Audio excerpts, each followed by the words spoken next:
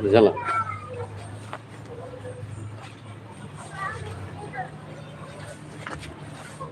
Selamat pagi Bapak. Selamat pagi. Terima kasih sudah hadir kembali di halaman studio kami News TV Papua dan bersama rekan saya dari Pepera News. Pepera News. Pagi ini kita diskusi tentang Bapak salah satu tim 7 Tabi Sairere. MRP Tabi Sairere. MRP Tabi Sairere. Nah, apa yang Bapak mau sampaikan tentang PJ Gubernur Papua yang saat ini sedang dinantikan oleh masyarakat Papua? Siapakah sosok yang sudah Bapak ketahui yang saat ini dari istana sudah sampaikan ke Bapak? Silakan Bapak. Siap. Terima kasih. Selamat pagi kepada rekan-rekan News TV Papua. Saya mau sampaikan kepada seluruh masyarakat warga negara Indonesia, khususnya penduduk orang asli Papua. Secara khusus masyarakat dua wilayah adat Tabi Sairere. Saya harap apapun yang diputuskan oleh Bapak Presiden Republik Indonesia, Bapak Insinyur Haji Joko Widodo, untuk pejabat gubernur yang akan melaksanakan sisa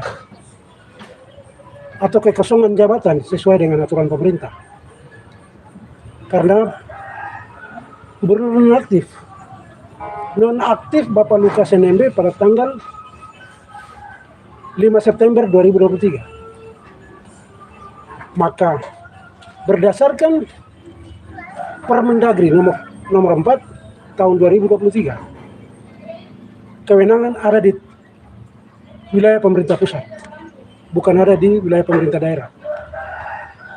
Untuk itu Permendagri telah menegaskan kita untuk pengisian jabatan, baik itu kekosongan maupun antar waktu dan lain sebagainya, diisi oleh pejabat di lingkungan departemen terkait yang ada di pemerintah pusat. Maka hari ini saya minta kepada seluruh rakyat Papua, khususnya kepada masyarakat Tabi Sairere. Gubernur besok kita adalah Gubernur Tabi Sairere, khususnya pejabat gubernurnya. Dan sen yang saya dapat dari pusat, Bapak Jenderal Laksamana Muda Hantongan Simatupang, dia akan diberikan tanggung jawab tugas sebagai seorang gubernur independen untuk melaksanakan pemerintahan di tanah Papua, khususnya di Provinsi Papua. Dan secara adat saya menyambut baik apa yang diinginkan oleh pemerintah pusat kepada kami, khususnya masyarakat yang ada di Provinsi Papua, Provinsi Induk. Untuk itu sekali lagi saya himbau kepada masyarakat Papua umumnya dan khususnya masyarakat wilayah Tabi Sairere, apapun yang pemerintah pusat putuskan melalui Bapak Presiden Republik Indonesia berdasarkan Permendagri nomor 4 tahun 2023, harus kita taat dan tunduk sebagai warga negara yang taat akan hukum. Apapun keputusan negara adalah baik demi rakyatnya. Negara tidak akan mungkin menyengsarakan rakyatnya. Dan kita akan sambut Bapak Jenderal Laksamana Muda Hantongan Simatupang. Beliau juga besar dan menuntun ilmu semua di atas tanah Papua. Dan bisa secara khusus kita panggilnya Nabi Biak, atau dengan sebutan lain Nabi Rem. Itu harapan saya selaku tokoh adat Papua,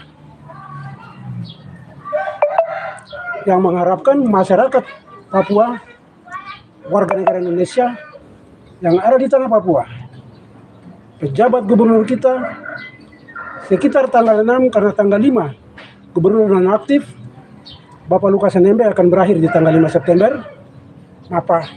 Maka Bapak Presiden melalui Menteri Dalam Negeri akan melantik Bapak Hantongan Simatupang dalam waktu yang tidak terlalu lama, ketika masa jabatan berakhirnya gubernur nonaktif Lukas NMB berakhir di tanggal ini. Bapak Herman Yoko selaku ketua kepala suku ya, kepala suku Wika ya, dan juga sebagai mantan anggota Majelis Rakyat Papua.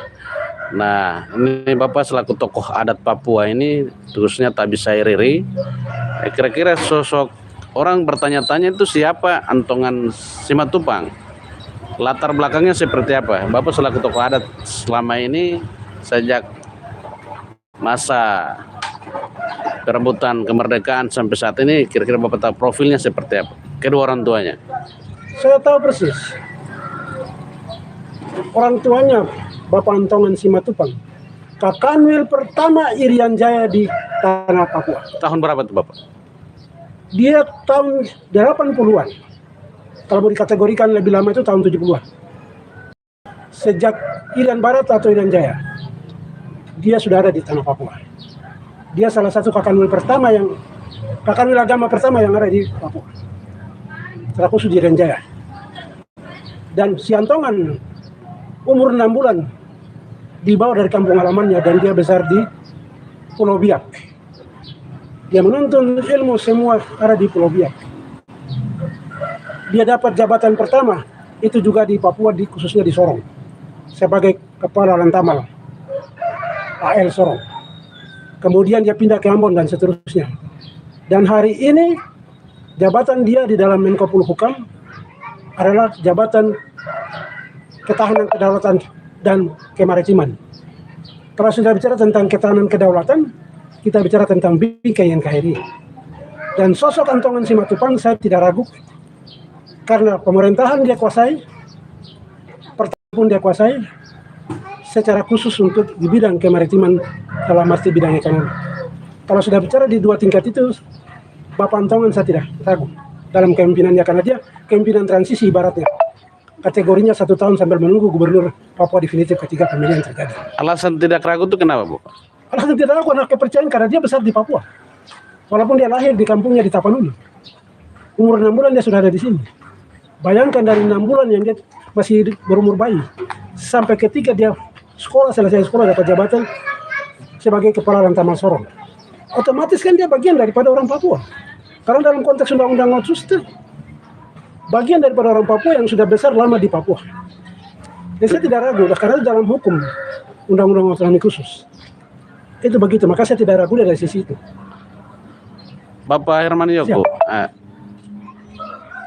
dari desakan masyarakat Papua asli bahwa orang yang menjabat pejabat gubernur Papua itu adalah harus orang asli Papua. Baik. Nah, kira-kira nomenklatur aturannya apakah mendukung itu? Di dalam undang-undang otsus itu mendukung atau perdasus atau semacam aturan dari pusat? Sekarang ini saat ini saya jelaskan kepada seluruh warga masyarakat Papua. Ingat, ada 2 form yang berbeda di dalam aturan. Kita bicara tentang orang asli Papua yang memiliki jabatan gubernur atau bupati wali kota bagi pemilihan umum atau disebut dengan pilkada. Itu baru ranahnya masyarakat, silakan memilih orang asli Papuanya, karena undang-undang mengamanatkan itu. Tetapi kita bicara di Permendagri, itu kewenangan pemerintah pusat terhadap pejabat, entah dia bupati wali kota, entah dia gubernur. Itu ada Permendagri yang mengatur. Kita tidak bicara dalam definitifnya. Kalau definitifnya hari ini, itu wilayahnya orang Papua, sudah 80% dalam Undang-Undang Nomor 2, perubahan kedua dari Undang-Undang 21. Itu sudah wilayahnya orang Papua. Hak politiknya orang Papua ada di situ, silakan. Itu karena saya bicara definitif tentang pilkada daerah. Tapi hari ini kita tidak bicara pilkada.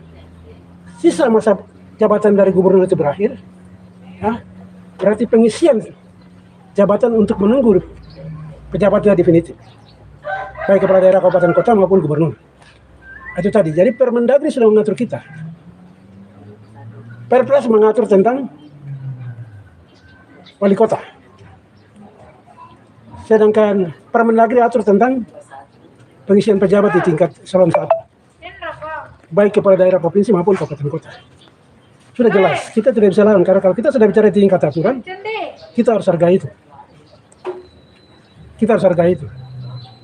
Karena kita tidak boleh tergeser dari hal-hal yang bukan kewenangan kita. Ini saya harap masyarakat ya, khususnya masyarakat Papua, kita harus sadar bahwa bukan kewenangan kita, jangan kita bertindak seperti sekarang. Saya dengar masyarakat A bilang begini, masyarakat B bilang begini. Bagi saya tetap menjunjung tinggi aturan yang lebih tinggi adalah aturan yang ada di pemerintah pusat.